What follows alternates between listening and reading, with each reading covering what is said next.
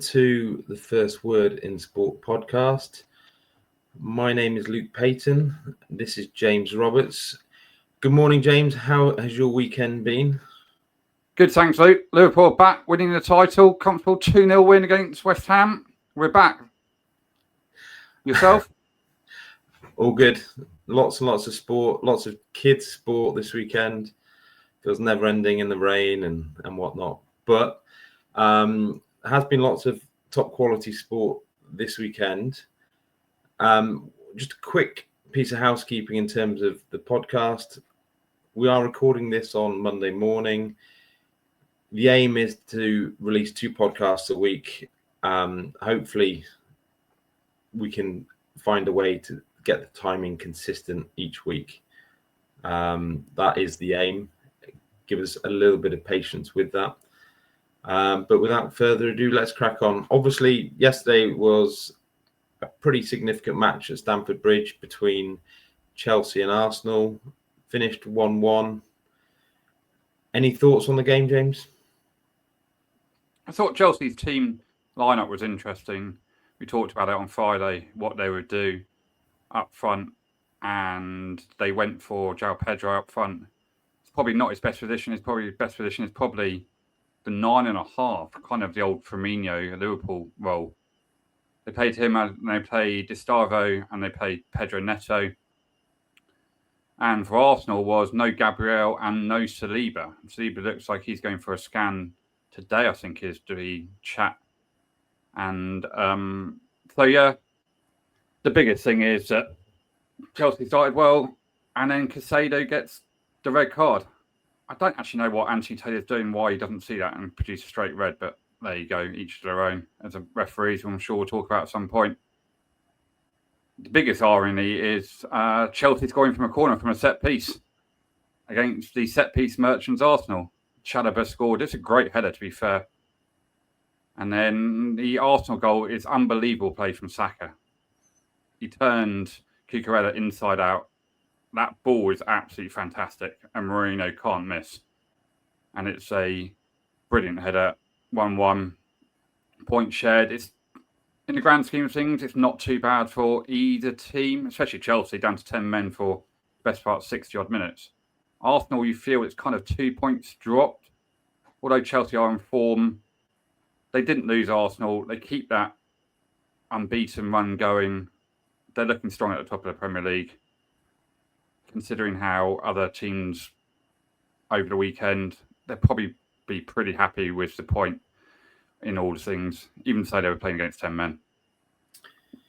I think one of the criticisms I have of Arteta in recent seasons is he seems to be very cautious in certain situations. And I think we saw that again yesterday, where that game was there for the taking for Arsenal. Obviously, they're not helped when Chelsea score from the opening goal, but the lack of intent, I think, is what would worry me as an Arsenal fan a little bit. I realise you don't want to lose, but you're in an amazing position to almost put this title, to almost finish this title bid, and you've just given Chelsea a little bit of life. And I understand. I think what you saw a little bit was both teams having had a big week of matches as well. It was a little bit going through the motions. Arsenal haven't done any damage to the title bid, but I just felt that there was an opportunity there to sort of take the bull by the horns. And it's one criticism I would have of Arteta. Yeah, you can say that. He's a very cautious manager. He doesn't want to lose. He doesn't take that extra risk when other managers might have taken that extra risk yesterday to go and get those 3 points. As you say, though, they both had European games in midweek, although both at home, so there's no travel involved. But they do mentally and obviously physically take it out of players. It's 2 massive games they had in midweek. It's come up to a busy period. Arsenal won't be too disappointed, but yeah, I get the point that he could have let the handbrake off and gone try and win the game, knowing that even if they went behind again, they've got enough quality, strength and quality to go and get another goal. but 1-1, not all bad. It's very early in the season. It's only 12, 13 games gone. I think, it was an interesting weekend overall, given obviously Man City limped to their 3-2 win against Leeds. Very strange performance, which we'll touch on in a few minutes' time. But it was a huge goal from Foden to keep City within touching distance of Arsenal. City are still clear second favourites, with Chelsea and Liverpool quite a bit further behind in the betting. I guess it's a weekend where not too much damage has been done for Arsenal. Yeah, we'll come on to Man City in a bit, and Pep Guardiola and substitutions. Great result for Newcastle away at Everton Hill Dickinson Stadium, which is still quite entertaining as a Liverpool fan to be called. That's a fantastic result for Newcastle. I don't think anyone saw that coming, considering how bad they have been away from home in the Premier League. A tough away game where in Marseille in midweek, when they obviously went ahead and lost 2-1, changing goalkeeper because Pope was apparently injured, if you believe Eddie Howe. Yeah, not sure he was injured. A groin injury in training the day before is a pretty good excuse to saying he was dropped for Ramsdale. Don't even put him in the squad. Put John Ruddy on the bench. But that goal to start with, in the first minute from Malik Thor, I think it's the quickest goal of the season, I believe, after 56, 57 seconds. I still have question marks over Pickford for the first goal. The ball was going wide from Elanga, and he doesn't need to save it. Although he does, he pushes it wide.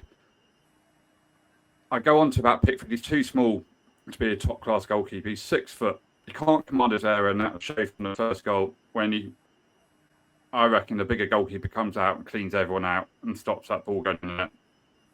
Second goal is just hilarious from Pickford. Believing his own hyper-time. What is he doing? That's one of the mistakes of the season.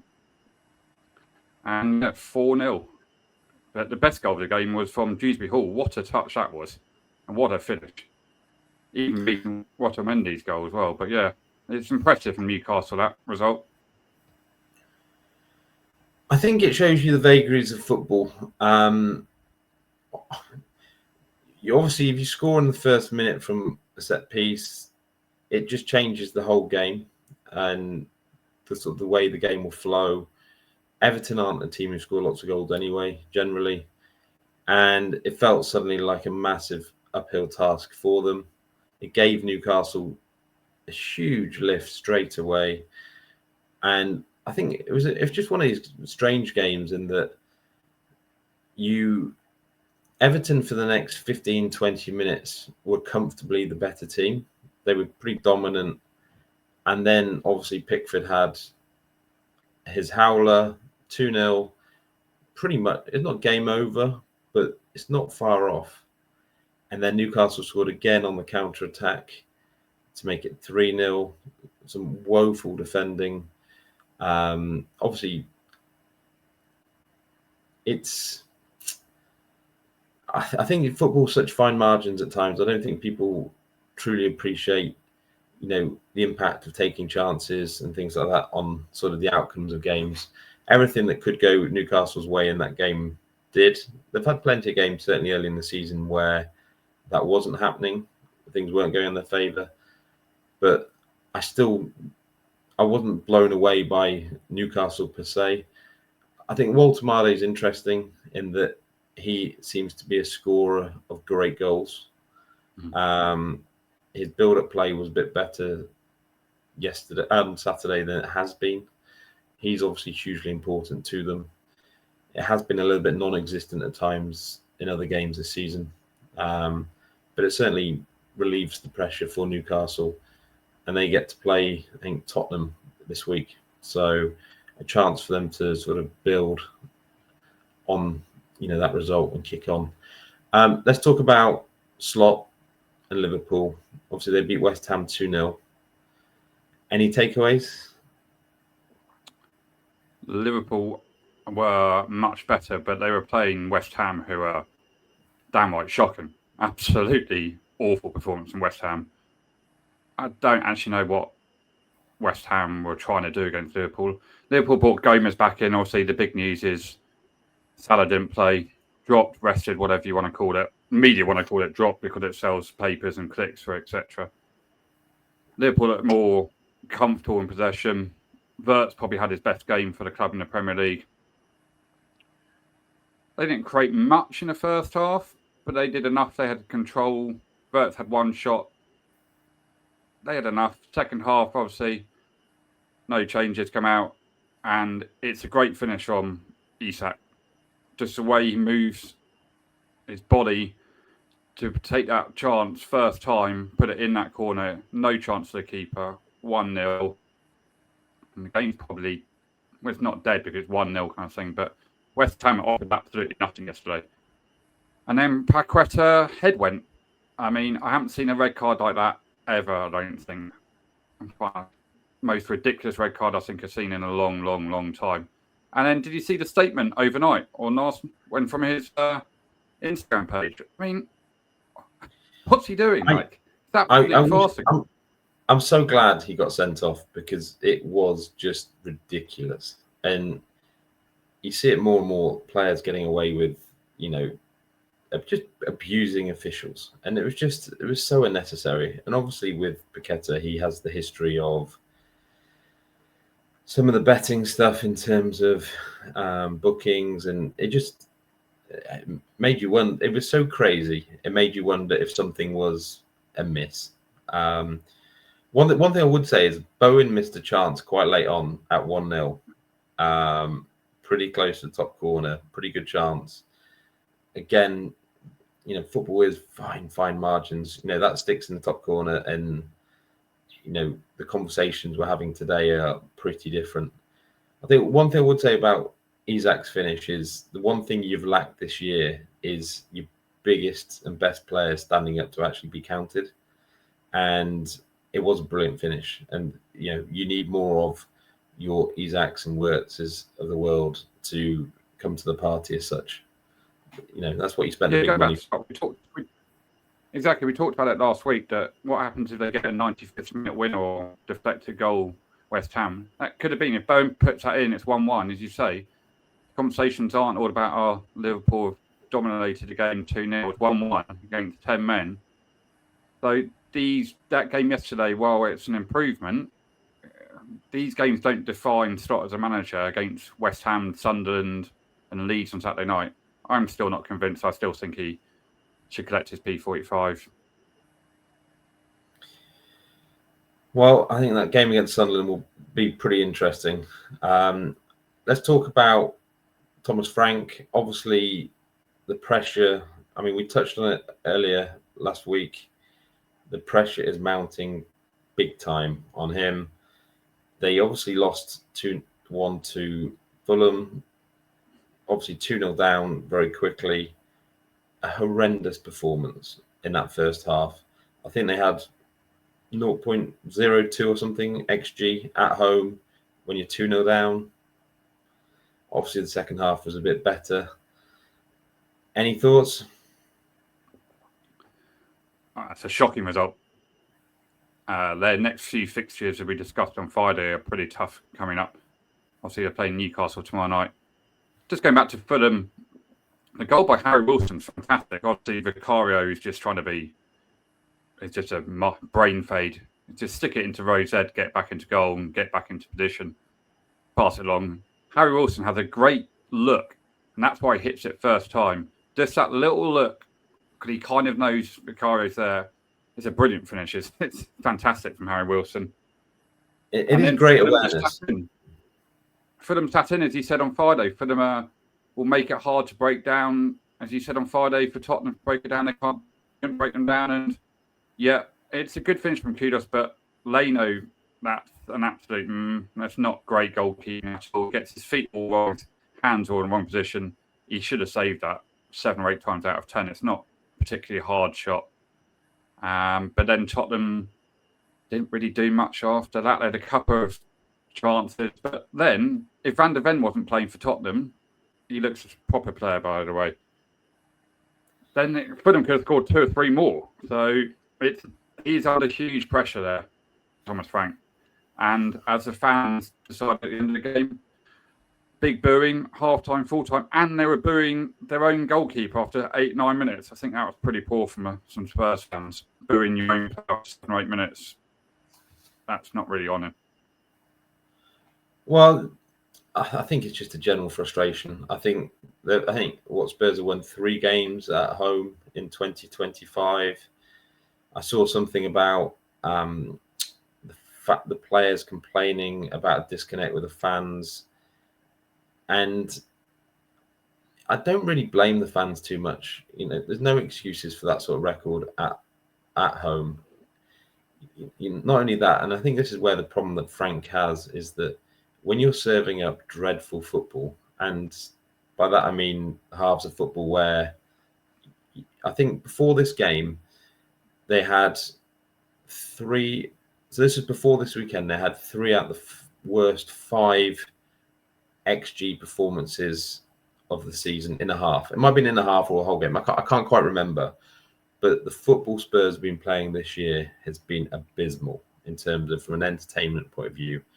And I think you will see Frank come under pressure quicker than might be normally expected because he's playing dreadful football. I've had Spurs fans telling me, "Oh, I'd rather see Ange back and play with absolute chaos rather than this absolute dross that's being served up at the moment." I mean, one thing I would say, you touched on Van der Ven there. So this is one of the problems Spurs have got. If they have a relatively poor season again, is I can see him going. He's too good a player to be at Tottenham. He could play. I'm not sure there's many centre-backs in world football I would take ahead of him at the moment. He has the pace. As long as he can stay fit, he has the pace. He has the skills on the ball. He's brilliant. And, the big teams, I watched Barcelona the other night. Obviously, they wouldn't be able to afford him. But I see teams like that and, they would be so much better off for having a Van der Ven in their back line. Yeah, sure. He's impressive. He can play left back as well. It means he can play a higher line as well because recovery pace is second to none. Yeah, they've got big issues, Tottenham. Big issues. I still think Frank will do well to see the year out, I think. Yeah, agreed. Other one we touched on last week was Amorin. Obviously, United got an unbelievable result, really, away at Palace 2-1. It was, any thoughts? Game of 2 halves. First half, Palace they weren't brilliant, but they were better than Man United, who were damn right poor in the first half. But yeah, they go 1-0 up. Mateta, well, they went 2-0 up essentially, but 1-0 up from the penalty spot after VAR disallowed a goal a couple of minutes before. And then Xerxes scores a goal from absolute nowhere, which is a brilliant finish. And then I don't know what Palace are doing from the free kick in the wall. What comes into these players just like that? Just giving them a goal. Might as well just go, off you go, lad. You can go and be 2-1 up. Mason Mount scores. The interesting come out from that game after game was the Glasner's comments about January window and then next summer his contract obviously runs out. He's refusing to sign a contract. Is that a case of I'm not going to be here next year from Glasner? Does he want to be there? Does he think he should be at a bigger club? It's a good result from Man United. They're into 7th, but they're not a very good side under Amorin. He's been there a year. My mind hasn't changed. I don't think he's suited to Man United. They're not going to win anything under him of any note. They're not getting top 4, top 5 for Champions League now. It certainly wasn't a great performance. I think, again, it shows goals just change games because United just didn't look like getting anything out of that game at half-time. And obviously, a goal for nothing for Xerxes. It was a good finish. Obviously, Henderson, I don't think will be thrilled. And it was poor defending, actually, that let Xerxes get the shot away. And the free kick, as you say, was just an absolute shambles. I think one thing I would say about Palace is they look tired in that second half. They look very uninspired. They look like they've been away in Strasbourg on the Thursday night. And I think one thing you might be seeing with Glasner is that he realizes the limitations of his squad. They don't have much depth. They have a very good starting lineup, very dangerous starting lineup. But I think he realizes that beyond that, they're not great. And I suspect you'll see potentially quite a significant fall off with Palace's results between now and the end of the season. Yeah, talking of that Strasbourg game, did you see those two misses from two open goals from Palace, from Sarr and Wharton? That mean changes the game. Yeah, Palace got they've got good 12, 13, 14 players, but when you're playing Thursday night, Sunday night, or Sunday night, but Sunday daytime, and can we discuss, or not discuss, but point out a 12 o'clock kickoff? They've just got back from, I know it's only Strasbourg, but they're probably getting back at 4 o'clock in the morning kind of thing. It's just nonsense playing at 12 o'clock on a Sunday. At least play at 2 o'clock or 6 o'clock in the evening, or they used to do a 6 o'clock and 8 o'clock. The scheduling in the Premier League winds you up at times, but that'll be a discussion for another day. Are you still traumatized by the 12:30 kickoffs for Klopp, James, on a Saturday? Yeah, they're an absolute joke at times. Always away from home after a European game. They actually changed the rules, didn't they? That if you're away on a Wednesday night, you can't play on a Saturday 12:30. That's why Tottenham played Saturday night 8 o'clock, because they're now not allowed to play on a 12:30 if you're away from home on a Wednesday night. But yeah, they were an absolute joke, and it got to a stage where the PGMOL and the Premier League were doing it on purpose. There's no doubt about that in my mind. Poor old Liverpool. Who was right though? Klopp was right in the end of the day, because they changed the rules, didn't they? Let's talk. One thing I do want to talk about just briefly is Sunderland. Now, it was interesting. I was talking to a friend as that match was happening. They were 2-0 down to Bournemouth, and I said to a friend, I said, it could be a pretty long few weeks for Sunderland, because when you look at their fixture list coming up, they have Liverpool away, Manchester City away, Newcastle at home, Brighton away. They have Leeds at home, so a bit of respite. Then we've got Man City at home, Tottenham away, Brentford away. So you could easily have envisaged a situation where they might not get more than, say, 3 or 4 points from all those games. For them to turn that game around in the way that they did, and I don't think you can underplay the impact that Stadium of Light has, their fans, the attitude of the players. Obviously, they got a slightly soft penalty to get back into it, and they were, the better team in that second half. Where they find these performances from, it's incredible, and it puts them in amazing shape now to stay up. I think they stayed up, and they'll stay up now easily, kind of thing. But yeah, their home form is going to do wonders for them. It's going to be a tough place to go and get anything up there, as Villa found out, Arsenal found out, Bournemouth have found out. Yeah, it's impressive. But as you say, big game Wednesday night, big game Saturday afternoon, and then they've got the Time-Wear Derby on the 14th of December. So that'll be lively to watch. 2 o'clock. That will be a lively atmosphere against Newcastle.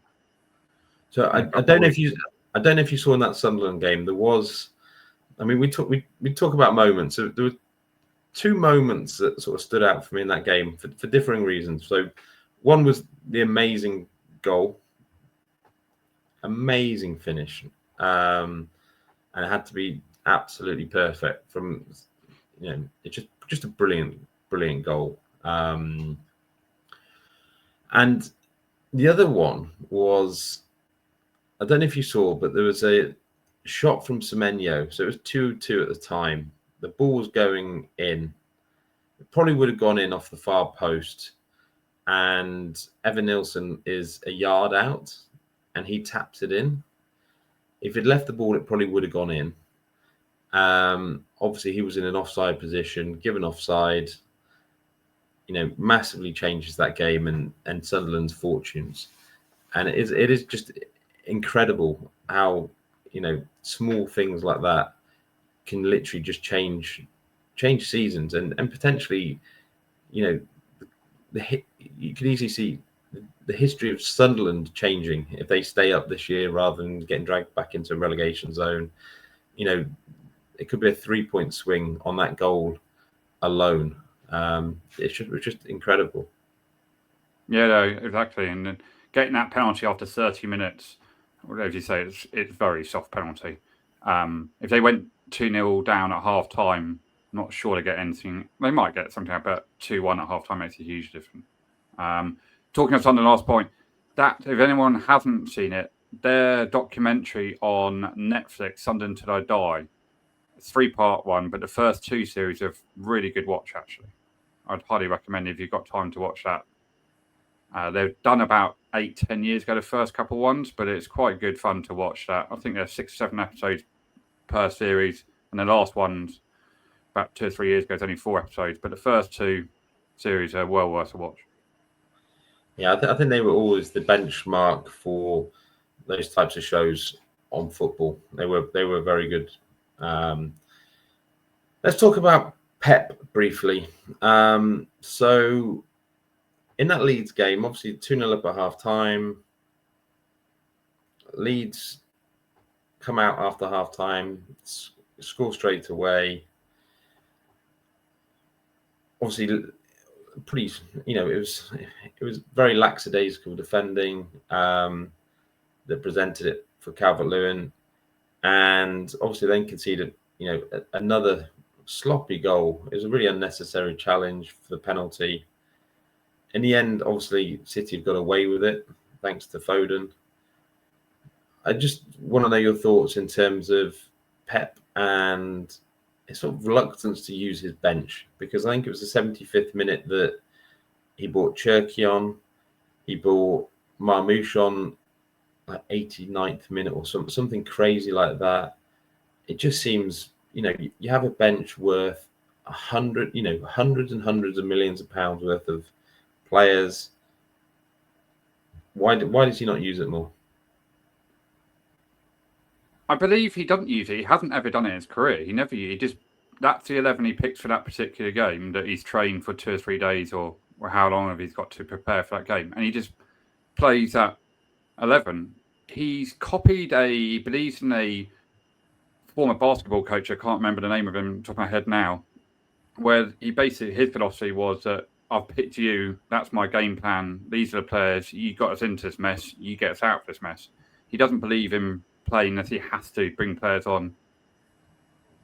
The issue when you go 2-0 up in City, I think they almost thought this game's over. We can just go through the motions. You can't go through the motions in the Premier League. You still have to match the work rate of the opposition. Leeds get a soft goal from Calvert-Lewin. It's very hard to get back in that mindset of now we've got to start playing again. Once you've switched off, everyone switches off. It's very hard to get back, as they found out. And a lot of teams do find out it's hard to regain that momentum or regain the desire to go through everything.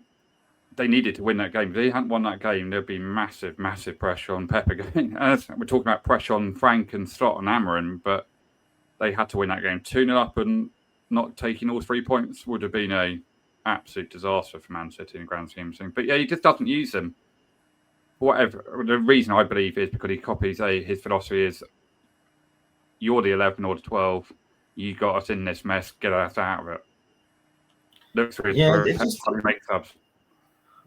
It just felt the one thing they needed was, things clearly weren't going right in that second half, and I just don't see what harm the introduction of Marmoush or Savinho or just some new fresh energy, because they were dreadful in that second half. They created almost nothing, and I can't remember too many games where there was a bigger disparity between the first half performance and the second half performance, and that can only be attributed to an attitude thing. It certainly wasn't in terms of Leeds are suddenly an amazing team. So much of that's on City and And I think I would have to question Pep with regard to what was said at half time. I don't know if he just felt so comfortable in terms of what was happening that, you know, part of your job as a manager is to make sure that your players turn up for the second half. And they just didn't do that. Yeah, they just turned off, they switched off and thought it was comfortable 2-0, save energy for the game to come up thick and fast next. The only last bit of talking point from that game is obviously the law that needs changing ASAP, the keeper going down. It doesn't just happen in Premier League, it happens in all leagues. I remember being at a Sutton United game start of the season when the Sutton United keeper went down and all the players come over to respective coaches. The league, they need to change that rule. I don't think they can do actually mid-season, but there's nothing in the rules stopping. As soon as a keeper goes down, you have to stop the play. Whether you call that cheating but Daniel Farke is quite within his rights to highlight the issue. It's been going on for a couple of seasons now. I don't think the referees can do anything. It's like head injuries. John Terry made an interesting point 3 or 4 years ago now, where they found a loophole in the law that if 2 players went down from the same team with head injuries, they could both stay on the pitch. So you could, especially from a corner, Mourinho and Terry worked out, go down, ball stops in play, you stop momentum, there's a drop ball, you don't have the corner again kind of thing. Is it cheating or is it bending the rules and being clever? Depends which side of the fence you sit on. But it does need addressing at some point. But do I have any confidence in the authorities making the right decision? No, not at all. Well, I think that conversation sort of touches on, just gamesmanship, generally, and just cheating. I'm sick to death of cheating. It's so rife in the Premier League at the moment. And what you end up with is, with VAR as well, it feels like it's actually increased the amount of cheating that's potentially gone on. Because I think there was a situation yesterday in the Arsenal-Chelsea game where Fernandes was in the corner and the Arsenal player has gone down holding his face. Fernandes he's got his hands up, and if there had been any contact in the face, then Enzo probably would have been in big trouble through VAR.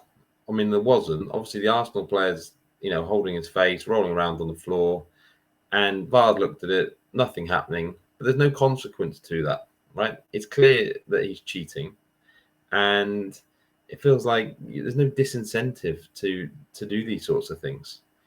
Even like you saw with Caicedo, like even yesterday, he knew he was in trouble from that tackle. He knew he'd caught the player high up on the full, and he ended up proceeding to roll around as if it was just pathetic. And they're not clamping down on any of this sort of stuff. And I think they really need to get a grip to retrospectively be able to go back, and if you see players deliberately cheating, holding a face when there's been no contact anywhere near a face and things like that, if they go back and retrospectively say, look, that's cheating, 1 match ban or something similar, you might put an end to it. But whilst it carries on at the moment as it is, you're encouraging some of this types of behaviour. Yeah, sure. I mean, it just needs cleaning up, but again, I go back to it. I don't have any confidence in the authority to change it or anything like that. And managers are going to tell their players to go down and try and use every trick in the book to get an advantage. Okay, let's talk about other sports quickly. There was a little bit of cricket this week. You want to talk us through it? Yeah, quickly, just around football, 2 points. I see PSG lost away at Monaco. They're only second in the league. And in the Championship, Coventry City are 10 points clear. It's quite impressive what Frank Lampard's doing there. And they've scored 50 goals already this season. It's one to keep an eye on. He seems to be doing a great job at Coventry. They were a bit unlucky not to get into the playoff final last year. They obviously lost in semi-final to Man United as well when they should have won that game as well in the FA Cup. But yeah, it's decent there. On to cricket. Obviously, you've got the Ashes coming up. India played South Africa in test matches that finished last week, and India lost 2-0, or South Africa won obviously 2-0. Bavuma's doing a great job as a test captain there for South Africa. It's impressive how they do it. India are a mess at home they're a mess full stop in test matches at home under Gambia. He's under pressure. Obviously, you've got the Ashes this week, starting on Thursday morning from Brisbane. The pink ball we talked about last week. Wood is out for England. I talked last week about they would play Tongue. Would they be interested in playing Potts and trying to have that line and length bowler? He was impressive again, and he took a couple of wickets. I know in that knockabout over the weekend in Canberra, but Potts might be a bowler you might want with a pink ball that can just nip it around at 82, 83 miles. He's not slow. He's not 80 miles now. He's 82, 83. And he's a worker as well. He kind of can bowl the 20 overs a day, 22 overs a day if you need it kind of thing. Do you think they'll go that way, or do you think we'll stay with Tongue? Well, I think having a bit of variety to an attack is always nice. So, the problem with Tongue is I don't know how much variety he gives you. He doesn't give you the control either that I think that you need at this level. Obviously he takes wickets, and he's managed to get himself a tag as being a bowler able to clean up tails and things like that. I tend to find that type of thing tends to be a little bit overrated. It tends to be in terms of sort of sample sizes. He hasn't played enough to, show that he is consistently able to do that. But it'd be interesting to see which way England go. I guess let's wait and see. Yeah, other things. The rugby, South Africa beat Wales by a record scoreline of 73-0. Absolutely pointless game of rugby. South Africa are they're deserved favourites for the World Cup in a couple of years' time. The big thing that is Eben Etzebeth and eye gouging. If anyone hasn't seen it, it's horrific. He should be getting a minimum 6-month ban for that, if not longer, to be honest. It's deliberate into the Wales open side. And then he has the audacity just to walk off the pitch saying, me, I've done nothing wrong, come back on the pitch and celebrating. And South Africa's just, Rassie Erasmus doesn't look good. Just come out and say it, so it's appalling. But they haven't. Hopefully he gets a long ban. It should be a minimum 6-month ban. Boxing, Ben Whittaker was a brilliant stoppage, first round, knocked out, sparked out. And then the British heavyweight title was BVK won an upset against Fraser Clark, which was on BBC actually, in a slugfest. He won it a split decision, he won it by 3 rounds, and he lost by 3 rounds. I don't know what the judge was seeing. He lost that fight by 3 rounds. I mean, what was he watching again? It's just, he won that fight easily. Bit of golf. So, young David Puig won the Aussie PGA Champs. Interesting player, interesting story. He's obviously he's 22-year-old Spaniard. He had been on Liv, so he was actually one of the youngsters that Liv sort of poached in terms of, rather than being one of the older journeymen. He hadn't won on Liv, but he'd had a whole series of high finishes. He had decided that he was going to play on effectively the European Tour this season. And if he got fined for that, he was willing to take the hit. He won by a couple of shots in the end. I think it was interesting to see the respect that the likes of Phil Mickelson have had or have for him. Very, very complimentary tweet from him about the youngster. He obviously gets his tour card now for the next couple of years. How that plays out in terms of, commitments to Liv and things like that, wait and see. But I think what was interesting about him, so we talked about Valimaki last week at 27 being an interesting prospect. At 22, he's so much further sort of along the curve.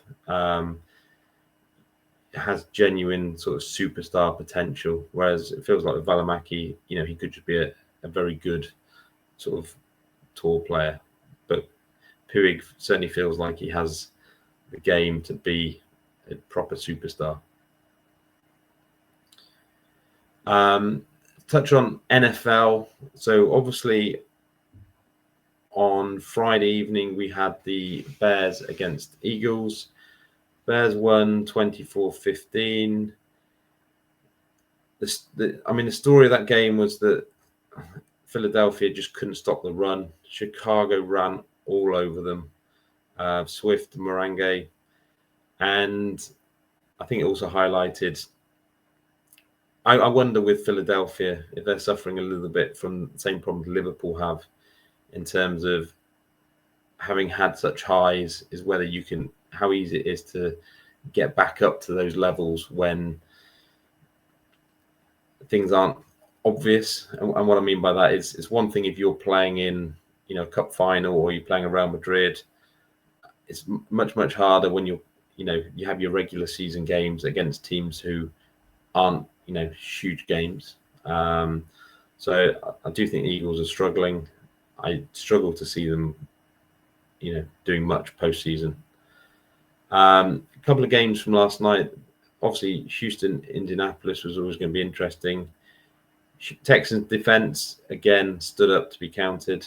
You would worry about both teams offensively a little bit. I think certainly for the Colts, the early season optimism about them being genuine Super Bowl contenders has sort of faded a little bit. It was obviously a bit of a shocking result last night with the Rams losing to Carolina. I think it highlights again when you see Rams favorite that to win the Super Bowl, that it's not a great year of teams. No Super Bowl contender should really be losing to Carolina. And then the other game was Seattle had an easy win against Minnesota. Minnesota obviously had a youngster at quarterback. Bosma doesn't look very good. Darnold wasn't great for Seattle, but their defense looks legitimately good. And then final game was the late one last night, where Denver against Washington, which went to overtime. And we saw actually the benefit of the rule change that they made to overtime. It's not just if a team scores a touchdown on the first play, the other team gets a chance to respond. And that's exactly what happened. And Washington had a chance to win the game with a 2-point effort at the end, but couldn't do it. And Denver sort of hang on. Again, don't look overly convincing. But I mean, it was a poor slate of games yesterday relative to some of the Thursday night games that we saw. Yeah, it wasn't in that much fun compared to the Thursday night games were brilliant. But yesterday was a bit of a, especially the Eagles match when they were just, it wasn't great. Rodgers just looked a bit old, obviously injured.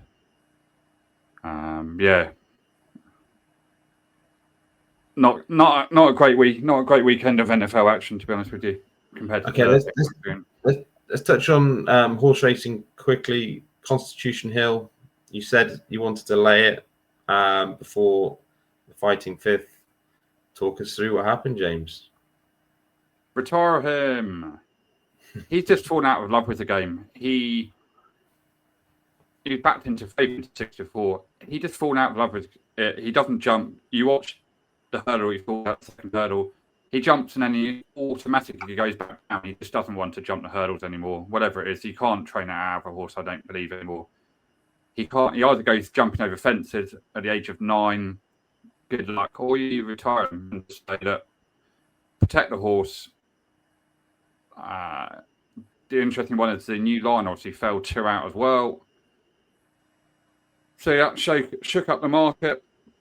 Then across an Ireland, Teeper 2 won in a head bob against Ballyburn, but Ballyburn is now the favourite for the Stayers hurdle in Cheltenham in March. And of course in Japan, Karandagan won the Japanese Cup, which is impressive how hard season he's had. He is a fantastic superstar. He got up in Japan on Sunday morning. But snooker obviously continued UK championships this week. Trump, Robertson, Williams all went through over the weekend, and Xing Tong plays today, Monday. But the biggest sports story, non-football really, was the F1 yesterday. What are McLaren doing? We briefly talked about it and how pressure does funny things to funny people and how quickly things turn around. This time 2 weeks ago, they were cruising Norris to the title. They get both disqualified, and now they have an absolute shocker. There's no other word to describe it. It was an absolute meltdown shocker tactically from the McLarens in Qatar yesterday. What a disaster. Okay, so I will counter that with one thing. Okay, disaster, end of the world. I always think some perspective is needed, and this is where you sort of have sort of betting hat on a little bit. The prices for the outright winner market are no different today than they were on Friday. Well, it surprised me.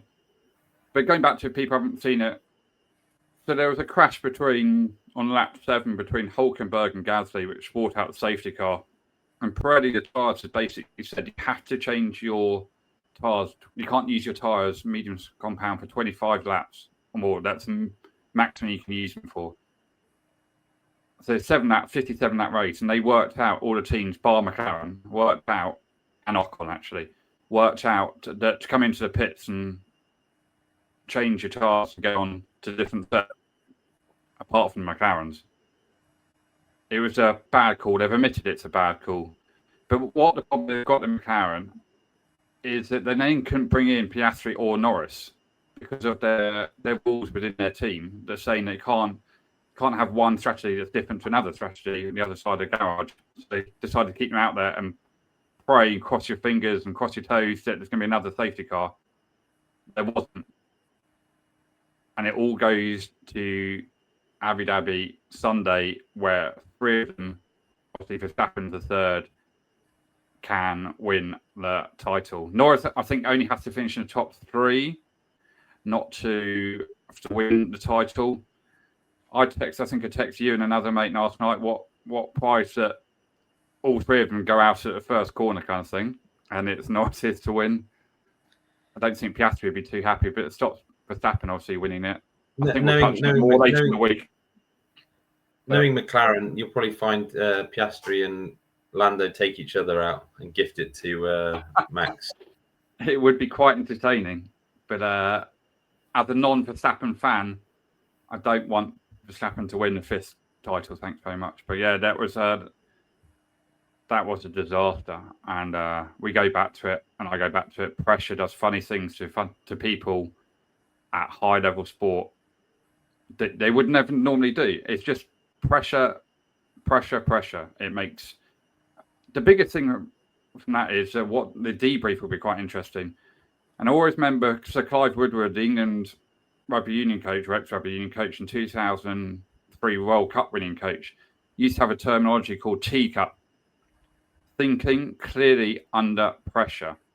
And that was shown by the drop goal winning by Johnny Wilkinson, how they knew their plans from that line out to Lewis Moody, crash ball, recycle, get in a position, drop goal, win the World Cup, T-Cup, thinking clearly under pressure.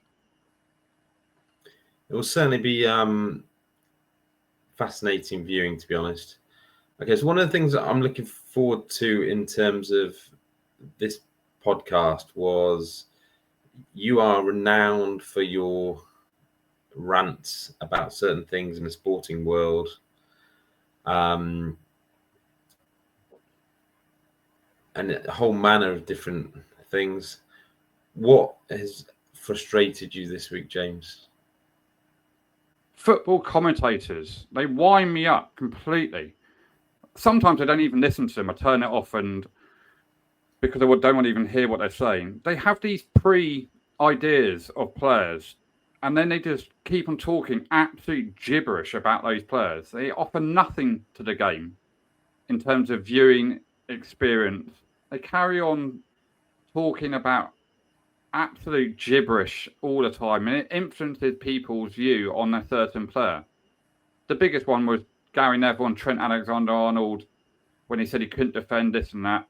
Martin Tyler, go back to it. Anthony Martial was the next biggest thing coming out of France and Man United, worldies. They just influencing people's views on certain individuals, and it's all predetermined. They don't offer anything for the game, in my view, compared to other sports. When you listen to cricket or NFL, even horse racing, you do have good analysis, good commentators, good pundits. They just don't do it for me. And I wish there was a button on Sky or BT, like Amazon Prime do, where you can just listen to the crowd noise and not have to listen to these pundits who just wind me up. What I find slightly strange with it. So certainly this week we had Don Goodman. I was watching the Villa game yesterday. Former Wolves player. I think it was Andy Hinchcliffe on Saturday evening for the Everton game. They are incredibly frustrating to listen to, and I just it's very difficult for them because obviously they've played at certain clubs for a very, very long time, and inherently they will watch and see things differently to which a normal person might. But the commentators do have a big impact on people's opinions of the game, and I think what you find is, so you might find a commentator say, "Oh, they've been really unlucky today," or they were the better team and things like that. And you watch it and you go, "What? Am I watching something different?" But people will go away from that game thinking what the commentators have said, maybe, and they're assuming that they're in the wrong and that the commentator must know best. And I think what we see time and time again is that they really don't. There's a lot of poor information out there. There's a lot of biases, and I find someone like Hinchcliffe, I find him incredibly difficult to listen to. I remember having to listen to him when Villa were in the Championship every week, because Villa were on a lot, obviously, in those days. And his hatred for Villa would shine through constantly. And it's just painful viewing. I mean, they should be relatively neutral, and they're just not. Yeah, I agree with you. Anyway, just rock and roll to the Premier League full fixture list coming up this week. 3 games tomorrow night, Tuesday. 6 games on Wednesday night, and then you've got Man United playing West Ham on Thursday night. Not actually a great set of fixtures this week. Probably the best game on tomorrow night is Newcastle Tottenham. It's a big game. We talked about it earlier for Frank and Tottenham up there. Arsenal at home to Brentford. The most interesting game is probably the Brighton Villa. You boys who are flying at the moment, fortunately, down to Brighton. Brighton are 5th. It's probably the best game of the midweek fixtures. It's not really exciting. There's not one that stand out, but probably Brighton Villa is a game that I'll be tempted to watch on Wednesday night. I think it's important for City and Arsenal, to keep pressure on in terms of, that they wouldn't want to be dropping points in those games. I think Villa Brighton is interesting because Villa went down there back end of last season and won. Obviously in good form. A little bit nervous about it, to be honest, because Brighton are an interesting team. They don't obviously have European football this season. They absolutely battered Forest yesterday for that first half, and Forest got seriously lucky to even still be in that game, to be honest. I think it was one of the better performances I've seen from Brighton for a while. Forest came back into the game, and obviously Brighton had finished it off at the end. But Brighton were very wasteful, very unfortunate actually as well. Had sort of multiple shots sort of blocked, cleared off the line. Sells made a couple of great saves. So Brighton is always a tricky game. The one thing I would say about Brighton is that I think Villa match up okay against Brighton in terms of tactically, in terms of Amorin. So we will wait and see how that sort of pans out. I think Villa are actually almost as good against the better teams as they are against the poor teams. When teams sit back against Villa, for example, that they really struggle to break them down. And against the better teams who come out and actually try and play, who will press against them, Villa, obviously under Emery, Villa like to create relatively slowly from the back, and against a team like Brighton who will press, it tends to go one of two ways. Either you're successful with it and you end up having acres of room in midfield, or you actually get forced into errors, a bit like the one that they had against Liverpool a couple of weeks ago. So I think it will be an interesting game. But yeah, I guess the other team who needs to win midweek is Chelsea. Obviously, away to Sunderland, away to Leeds. It's not going to be an easy game. But if you're serious about challenging for the title, you have to go and get 3 points against promoted teams. Absolutely. Yeah, you've got no option. Liverpool need to win that game. Chelsea at Leeds. And can Wolves get a win at home to Forest? It's probably the best chance for a while to get any 3 points to get from 2 to 5. They're on point. They're on track for the 6.7 game season at the moment, Wolves. I thought Wolves played all right yesterday. They were the better team for large parts of the game against Villa. They're certainly unfortunate not to score. Martinez made a couple of great saves. I think Wolves have been pretty unlucky this year, to be honest. So I don't think they'll roll over and let Forest, have too much success. So that football will be interesting to see what happens this week. In terms of, obviously, we have the Ashes starting on Thursday. Snooker continues. There is some relatively interesting golf this week. There's some of my favourite tournaments in the Australian Open, where Rory's putting in an appearance with the likes of Adam Scott. Get to see Cam Smith. You then have Nedbank in South Africa, Sun City. Really like that golf course. It's just a shame that they increased the field size as they did. Instead of it being, I can't remember, was it 12 or 16? Maybe even went to 18, sort of elite players. It's been dumbed down now to pretty much a regular season European Tour event. And what you see is the quality of the field is not good this week. I think Hovland is the only name of any interest. And then obviously in America, in the Bahamas, you have the Hero World Challenge. So obviously Tiger's event at Albany, again, used to have amazing fields. But they used to be pretty interesting tournaments in their own right. So, and then I think we have a little bit of NFL tonight, Monday night game. The Giants are at Patriots. Patriots would be expected to win. Giants have caused teams a few issues this year. Dart returns. How he is after his injuries, we will see. But if Patriots are going to offer anything in the postseason, this is the type of game they have to win, and I think probably win quite comfortably. But I'm not convinced that will necessarily happen. But yeah, so I think that. Any other sport this week, James? No, not really. I think we should wrap it up there. Brilliant. Well, thank you very much. We'll try and do another podcast on Friday morning, at which point we'll obviously have seen all the Premier League football, and we'll have also seen day one of the cricket. So thank you very much. Yep. See you all in a week. Cheers. Bye-bye.